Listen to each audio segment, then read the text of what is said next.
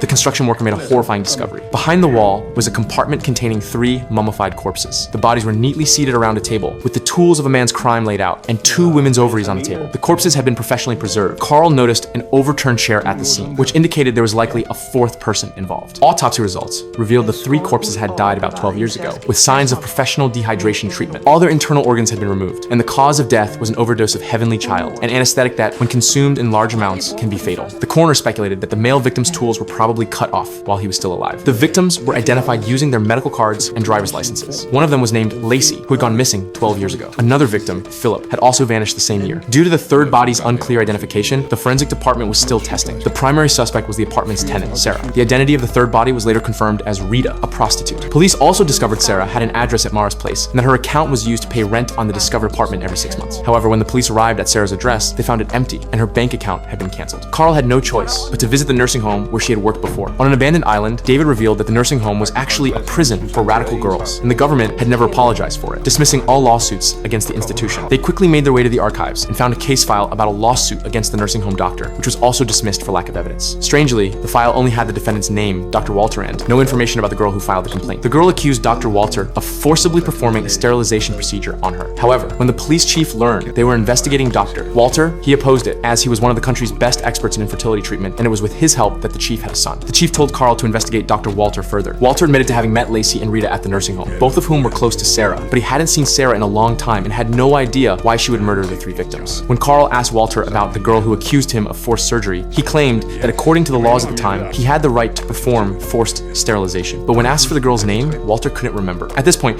David brought in new evidence, revealing that his aunt had also been at the nursing home and had been forcibly sterilized by Dr. Walter, after which she committed suicide. For years, David had been secretly investigating Walter. To verify David's statement, Carl took the girl to the hospital for an examination, and the results matched David's story. They then went to Philip's wife, but she knew nothing about her husband's situation. She only gave Carl all the documents Philip had left behind. At this time, Carl's colleague Ruth reported that David had been found murdered in his home, as he had been searching for someone, the very person they were investigating, Lacey. In the materials found last night, Lacey's journal from the nursing home was discovered, detailing the entire process of Walter performing her sterilization. Just as Carl was preparing to take Lacey into custody,